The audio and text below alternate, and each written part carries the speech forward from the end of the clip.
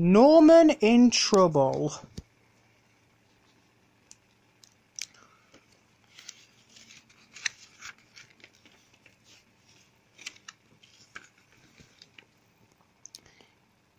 It was a fine summer's day. Sarah and James were in Fireman Sam's garden. "We're going birdwatching, Uncle Sam," said James. "Look, we've got binoculars, and a book about rare birds, and a picnic," added Sarah.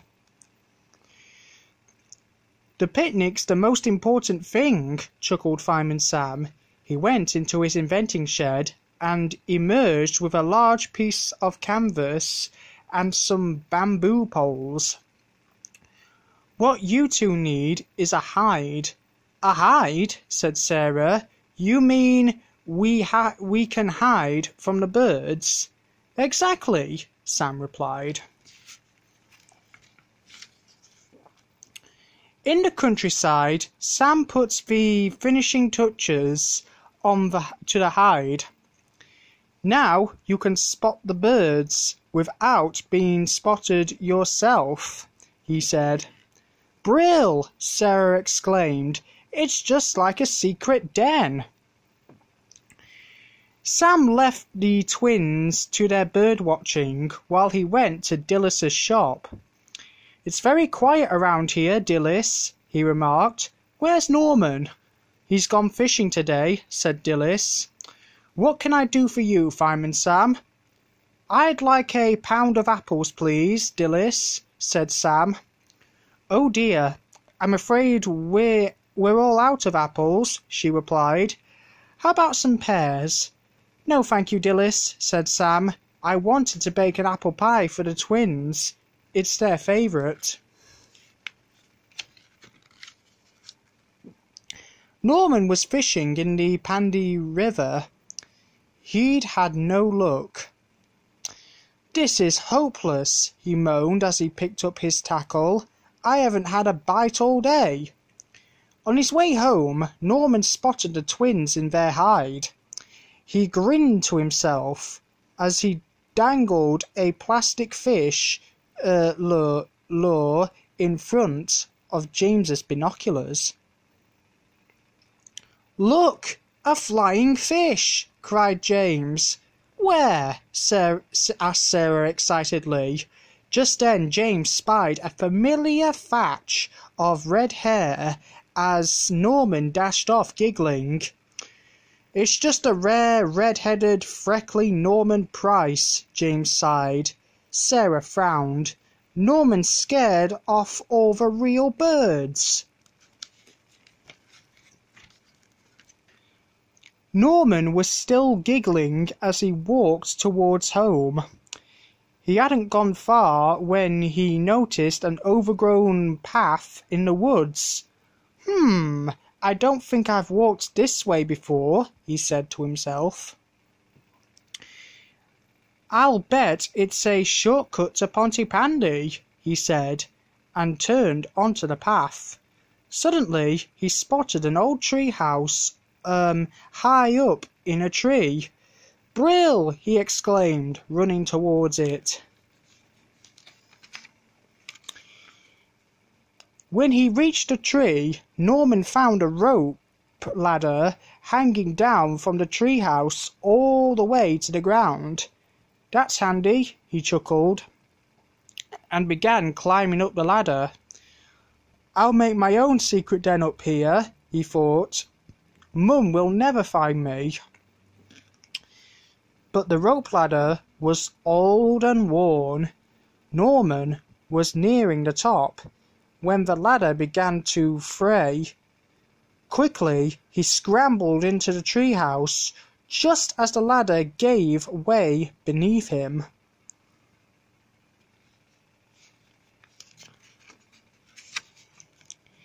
"Oh no!" cried Norman. "I'm stranded!"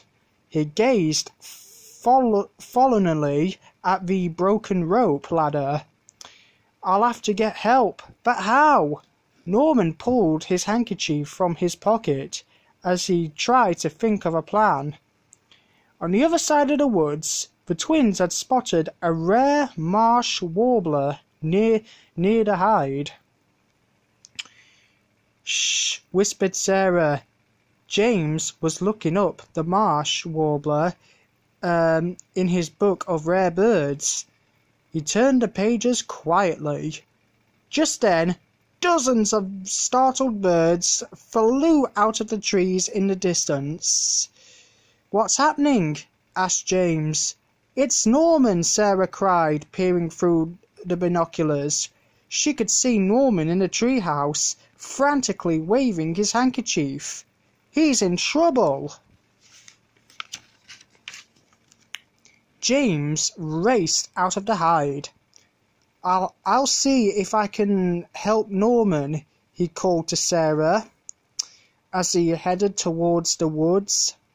"Right, and I'll find a phone to call the fire brigade," said Sarah. She ran across the fields as fast as her legs would carry her. Sarah looked and looked, but she couldn't find a telephone box. "I must have run for miles," she puffed. She climbed over a wall onto a country lane. Suddenly, she spotted firefighter Penny Morris driving towards her in Venus the rescue tender. Sarah waved her down. Penny steered Venus to the side of the road next to Sarah. "What's the trouble?" she asked. Sarah hurriedly explained. "Let's go," said Penny. As Sarah climbed into Venus, Penny radioed Pontypandy Fire Station for help. Then they sped along the lane and over the fields until they reached the edge of the woods.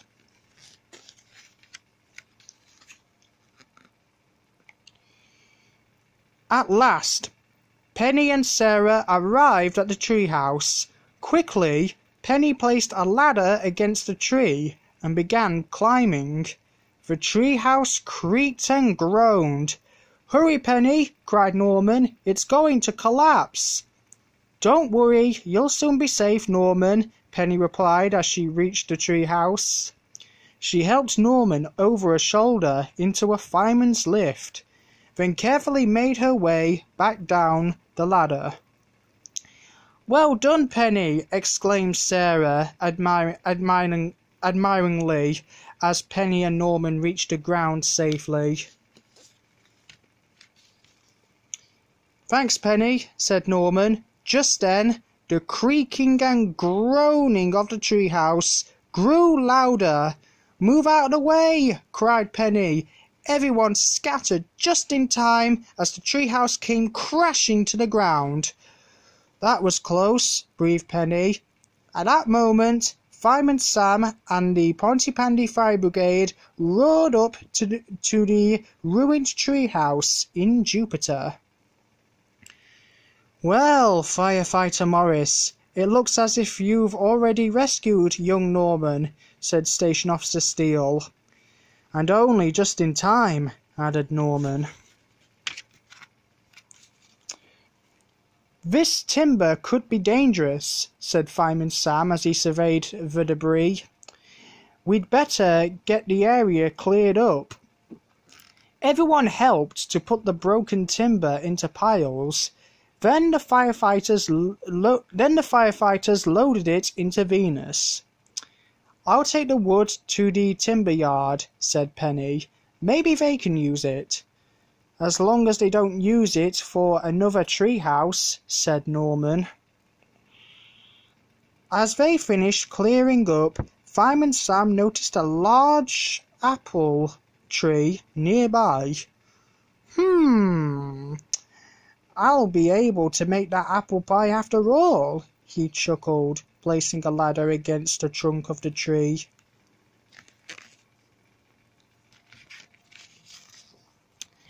That afternoon, Fireman Sam, Penny and the twins ate their picnic in Sam's garden. Sam had devised a simpler way for the twins to watch the birds. He'd built a birdhouse. The birds were nibbling the nuts and seeds as Sam served up his homemade apple pie. I like this kind of bird watching, chuckled Sarah, tucking into her pie and ice cream. This way, the birds come to us.